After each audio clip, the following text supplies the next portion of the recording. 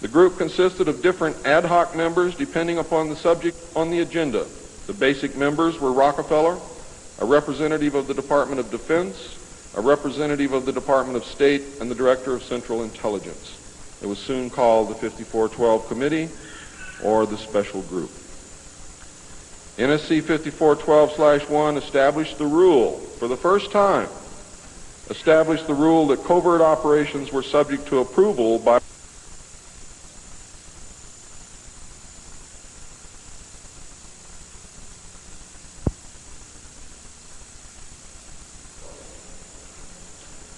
secret executive memorandum. NSC 5410, Eisenhower had preceded NSC 5412/1 in 1954 to establish a permanent committee, not ad hoc, to be known as Majority 12, MJ12, to oversee and conduct all covert activities concerned with the alien question. NSC 5412/1 was created to explain the purpose of these meetings when Congress and the press became curious as to why such important and prominent men were meeting on a regular basis.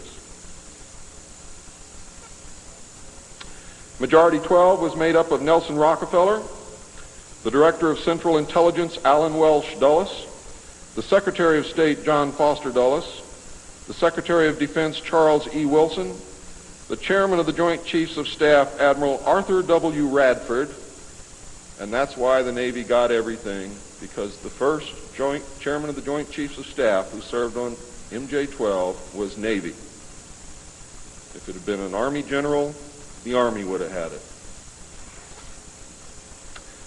The Director of the Federal Bureau of Investigation, J. Edgar Hoover, and that should answer a lot of questions for you, and 6 men from the Executive Committee of the Council on Foreign Relations known as the Wise Men. These men were all members of a secret society of scholars that called themselves the Jason Society. See you smiling, Bill. Thought I didn't know it, didn't you? Fooled you. Are the Jason scholars who recruited their members from the Skull and Bones and the Scroll and Key societies of Harvard and Yale. And that was stated verbatim in Operation Majority. The Wise Men were key members of the Council on Foreign Relations. There were 12 members, including the first 6 from government positions, thus Majority 12.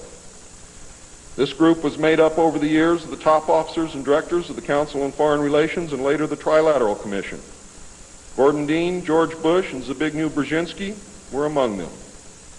The most important, however, and influential of the Wise Men who served on MJ-12 were John McCloy, Robert Lovett, Averill Harriman, Charles Bolin, George Kennan, and Dean Acheson. Their policies were to last well into the decade of the 70s, and it is significant that President Eisenhower, as well as the first 6 MJ-12 members from the government, were also members of the Council on Foreign Relations.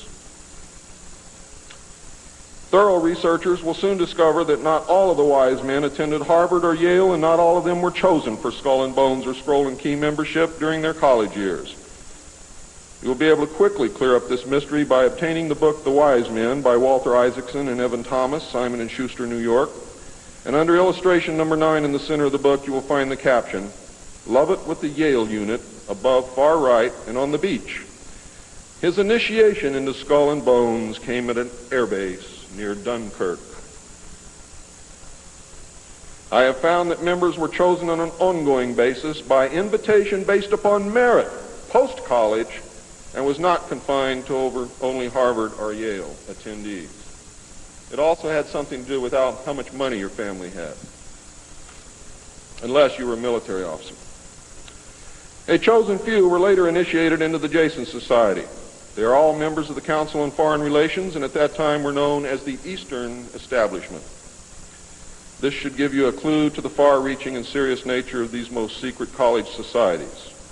The Jason Society is alive and well today, but now includes members of the Trilateral Commission as well.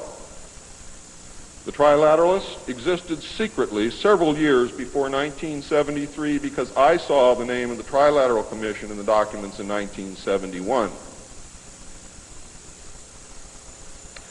The name of the Trilateral Commission was taken from the alien flag known as the Trilateral Insignia. And that should give you some clue as to how much trouble you're in. Majority 12 was to survive right up to the present day. Under Eisenhower and Kennedy, it was erroneously called the 5412 Committee, or more correctly, the Special Group. In the Johnson administration, it became the 303 Committee, named after the room that they met in at the White House when they met at the White House. Because the name 5412 had been compromised in the book The Secret Government.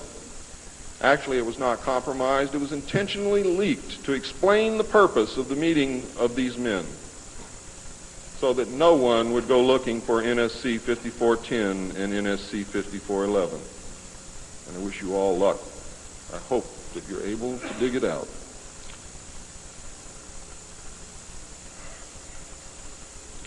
Actually, NSC 5412/1 was leaked to the author to hide the existence of NSC 5410.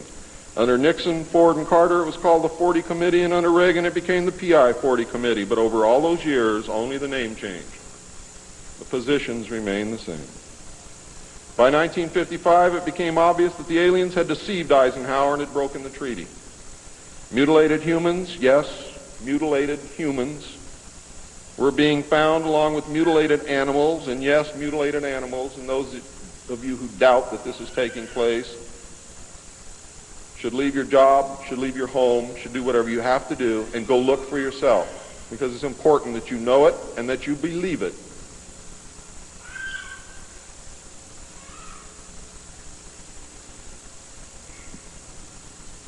These things were being found all across the United States.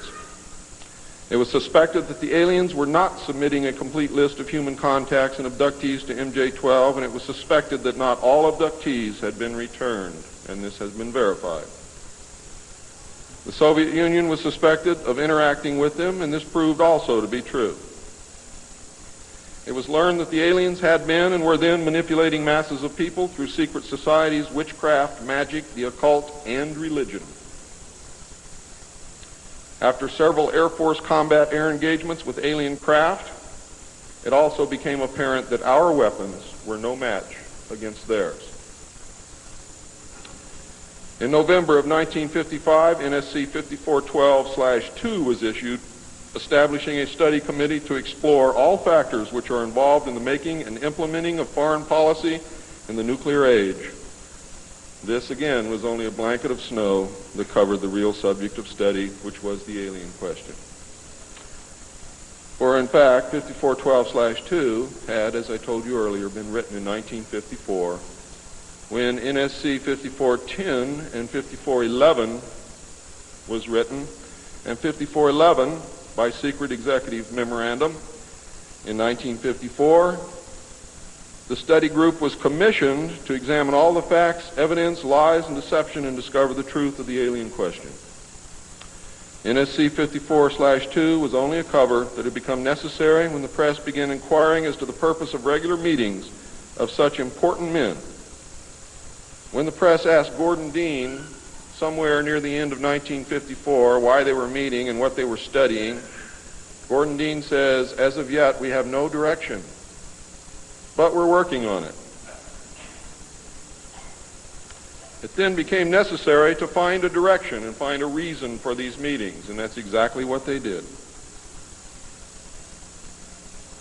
The first meetings began in 1954 and were called the Quantico meetings because they met at the Quantico Marine Base. See, one thing I knew, ladies and gentlemen, I know who they are. I know what they were called. All I had to do was find out who belonged to those names.